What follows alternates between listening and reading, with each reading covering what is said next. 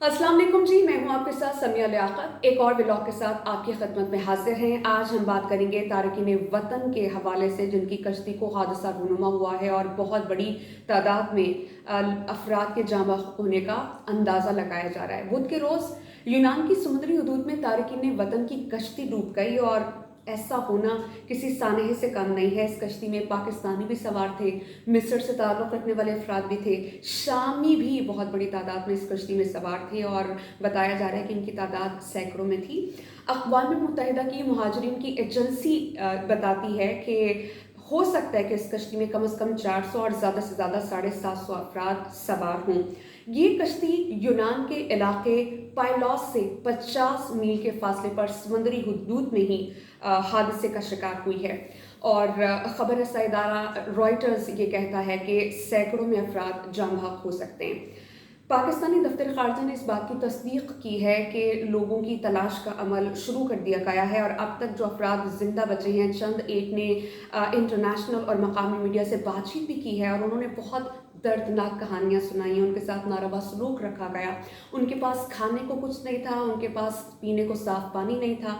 अगर वो कोशिश करते थे कि पानी पिए या बच जाएं तो उनके साथ बहुत बुरा सलूक रखा जाता था। खैर, बरतानवी अखबार द गार्जियन की जो रिपोर्ट आई है उन्होंने भी इस बात की तस्दीक की और उन्होंने दावा किया है कि पाकिस्तानियों को कश्ती के निचले हिस्से में रखा गया था और उनमें बड़ी तादाद बच्चों की थी, ख़वातीन की थी। रिपोर्ट में ये भी बताया गया है कि जो दीगर कौमियतों से ताल्लुक़ रखते थे अफराद, उनको इस कश्ती के ऊपर वाले डेक पर जाने की इजाज़त दी थी, यानी वो कदरे महफूज थे। अगर वो वहाँ से गिरते तो उनके बचने के चांसेस ज़्यादा थे। और रिपोर्ट में मकामी मीडिया के हवाले से ये भी दावा किया गया है कि कश्ती में सवार कम से कम 298 पाकिस्तानी जाँ बहक हो सकते हैं, जिनमें से ज़्यादातर का ताल्लुक़ आज़ाद कश्मीर से है और आज़ाद कश्मीर में कौमी परचम सरनिगू रहा था। बच जाने वाले मुसाफिर ने यह भी बताया कि डूबने से पहले कश्ती का इंजन बिल्कुल बंद हो गया था। मुकम्मल डूबने तक जो यूनानी कोस्ट गार्ड है उन्होंने रेस्क्यू का अमल शुरू नहीं किया था और दूसरी जानब यूनानी कोस्ट गार्ड ये कहती है कि हम तो इस बोट के बारे में जो मुतासरा है इसकी निशानदही कर चुके थे और हमने बड़ी बार कोशिश की कि हम इनको मदद की पेशकश करें, उनको बताया जाए, लेकिन तमाम मुसाफिर जो इस कश्ती पे सवार थे वो बज़िद थे कि उन्हें इटली पर ही जाना है। तारकीन वतन के बारे में आपको बता दूं कि ये भी इत्तला सामने आ रही है कि वो मुसलसल 5 रोज़ तक बहुत ज़्यादा अज़ियत का शिकार थे, सहूलियात की अदम फराहमी थी और हादसे का शिकार होने से पहले ही इस कश्ती में 6 अफराद की अमवात वाक़ई हो चुकी थी। वज़ीर-ए-आज़म शहबाज शरीफ ने कश्ती हादसे में पाकिस्तानियों की अमवात पर गहरे दुख का इजहार किया है। मुल्क भर में सोग का ऐलान किया है। आज कौमी परचम सरनिगू रहेगा और इस हवाले से ना सिर्फ ये ऐलान किया गया है बल्कि तमाम इदारे जो इससे मुतल्लिक़ा हैं वो हरकत में आ चुके हैं। इंसानी स्मगलिंग के घिनौने जुर्म में मुलविस एजेंट्स के खिलाफ क्रैकडाउन का आगाज़ कर दिया गया है और इस हवाले से ये भी बता दें कि अब तक 10 एजेंट्स को गिरफ्तार कर लिया गया है। ये कहा जा रहा है कि कम से कम उन्होंने 22 और ज़्यादा से ज़्यादा 30 लाख रुपए रकम वसूल की है एक शख्स से, उन्हें गैर कानूनी तौर पर एक जगह से दूसरी जगह मुंतकिल करने के लिए।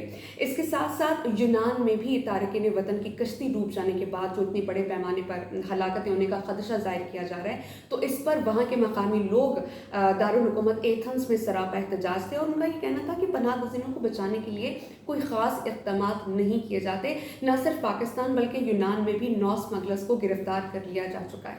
104 अफराद जिंदा बच गए हैं, जिनमें से 12 अफराद ऐसे हैं कि उनका ताल्लुक़ पाकिस्तान से है। अब मैं बात करती हूँ कि आज दिन भर मेरे लिए ख़बरें पढ़ना बहुत मुश्किल रहा। शाम 6 बजे का, रात 9 बजे का बुलेटिन और अब रात 12 बजे का बुलेटिन बहुत मुश्किल था, क्योंकि जब हम ख़बरें चला रहे थे, रिपोर्ट्स चला रहे थे, तो जिस तरह जो अफराद मर चुके हैं या जिनका अभी ताहाल कोई पता नहीं चल रहा, उनके अहले खाना इतनी शिद्दत गम से निढाल हैं। बाप का ये कहना है कि मैं रात देर तक जागता रहता हूँ, शायद मुझे मेरे लख्ते जिगर की कोई ख़बर मिल जाए। नन्हे नन्हे बच्चे हैं, वो कह रहे हैं कि हमारे बाबा से हमें मिलवाएं। और एक माँ है जो रोए जा रही है और कह रही है कि जिस एजेंट ने ये किया है उसकी गिरफ्तारी अमल में लाई जाए और जो जो लोग इस काम में मुलव्विस हैं उनको कैफरे किरदार तक पहुँचाया जाए।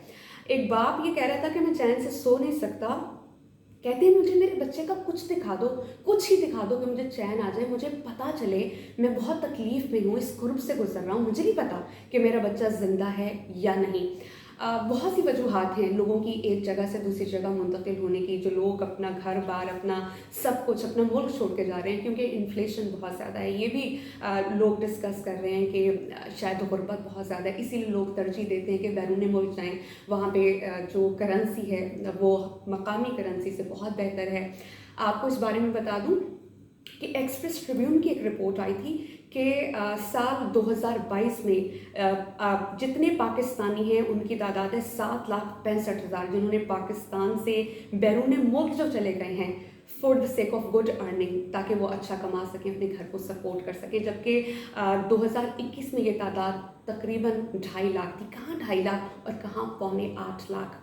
आज के व्लॉग से, आज की जो भी आप तक मैंने इन्फॉर्मेशन पहुंचानी थी, इतना ही है। आज मैं बहुत अपसेट हूँ, आज मैं इतना इस काबिल नहीं हूँ। मुझे बहुत टाइम लगा ये पॉइंटर्स इकट्ठे करके, बहुत टाइम लगा ये वीडियो शूट करके आप तक पहुँचाने में, क्योंकि मैं वाकई शिद्दत गम से निढाल हूँ। जिस तरह मैंने माँ को रोते देखा, जिस तरह मैंने बाप को आहो बका करते देखा, नन्हे नन्हे बच्चे हैं जिन्होंने अपने वालिद का पोर्ट्रेट तस्वीर पकड़ी हुई है और वो हुकूमत वक्त से मुतालबा कर रहे हैं कि उनको उनके बाबा कहीं से ला के दे दें। आज के लिए इतना ही। अपना बहुत ख्याल रखिएगा।